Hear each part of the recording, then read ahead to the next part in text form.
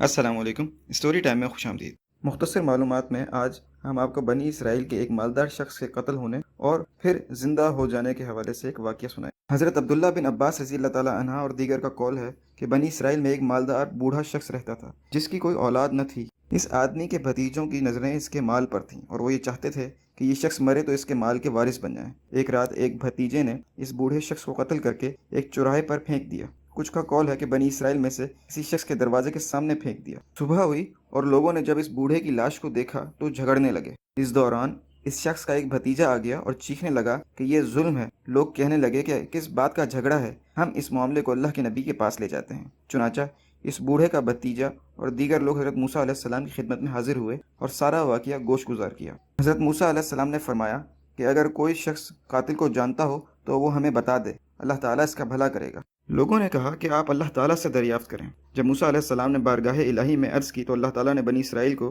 ایک گائے ذبح کرنے کا حکم دیا۔ حضرت موسیٰ علیہ السلام نے جب بنی اسرائیل کو اللہ تعالیٰ کے اس حکم سے آگاہ کیا تو کہنے لگے کہ آپ علیہ السلام ہمارا مذاق اڑاتے ہیں، ہم تو آپ علیہ السلام سے قاتل کے بارے میں دریافت کر رہے ہیں اور آپ علیہ السلام ہمیں گائے ذبح کرنے کا حکم دے رہے ہیں۔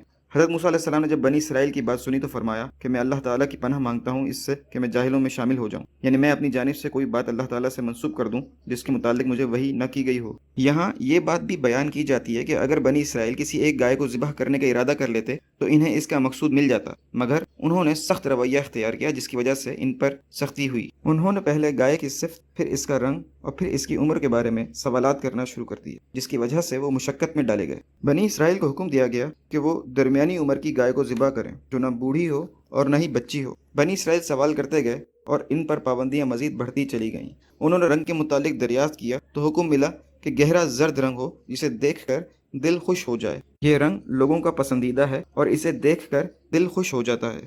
بنی اسرائیل نے اپنے لیے مزید مشکل پیدا کی اور حضرت موسیٰ علیہ السلام سے کہا کہ اللہ تعالیٰ سے کہیں کہ وہ ہمارے لیے صاف صاف بیان کر دیں کہ گائے کیسی ہو۔ بے شک ان تمام صفات والی گائے مشتبہ ہو گئی ہے اور اگر اللہ تعالیٰ نے چاہا تو ہم اسے ضرور تلاش کر لیں گے۔ ابن ابی حاتم رحمۃ اللہ علیہ سے مروی ہے کہ اگر بنی اسرائیل انشاءاللہ کے الفاظ استعمال نہ کرتے تو وہ کبھی اس گائے کو نہ پا سکتے تھے۔ حضرت موسیٰ علیہ السلام نے فرمایا کہ اللہ تعالیٰ کا کہنا ہے کہ اس گائے سے کوئی خدمت نہ لی جاتی ہو، نہ ہی وہ کھیتی باڑی کے کام آتی ہو، اور وہ گائے ہر قسم کے عیب سے پاک ہو۔ یہ صفات گزشتہ تمام صفات سے زیادہ سخت تھیں۔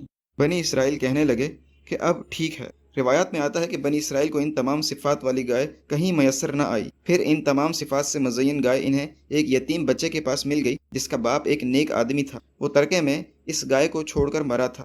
لوگوں نے اس بچے سے وہ گائے خریدنی چاہی تو اس نے بیچنے سے انکار کر دیا۔ بنی اسرائیل نے اس بچے کو پیشکش کی کہ وہ اس گائے کے وزن کے برابر سونا دیں گے، وہ یہ گائے انہیں فروخت کر دے۔ بچے نے گائے کی یہ قیمت قبول کرنے سے انکار کر دیا، حتیٰ کہ 10 گنا وزن سونے پر سودا طے ہو گیا۔ بنی اسرائیل نے گائے لی اور حضرت موسیٰ علیہ السلام کے پاس پہنچے۔ حضرت موسیٰ علیہ السلام نے حکم دیا کہ اس گائے کو ذبح کر دو۔ وہ اب بھی شک و شبہ میں مبتلا تھے۔ گائے کو بڑے تردد کے بعد ذبح کیا گیا۔ اللہ تعالیٰ نے موسیٰ علیہ السلام کو حکم دیا کہ اس گائے کے گوشت کو اس مردے پر مارا جائے۔ ایک قول ہے کہ ران کے گوشت کے متعلق حکم ہوا تھا، ایک قول ہے کہ وہ ہڈی تھی جو ناک یا کان کی نرم ہڈی سے ملی ہوئی تھی، اور ایک قول یہ بھی ہے کہ دونوں کندھوں کے درمیان کا گوشت تھا۔ جب وہ گوشت کا ٹکڑا مردے کے ساتھ لگا تو اللہ تعالیٰ نے اس مردے کو زندہ فرما دیا۔ وہ مردہ کھڑا ہوا اور اس کی رگوں سے خون بہہ رہا تھا۔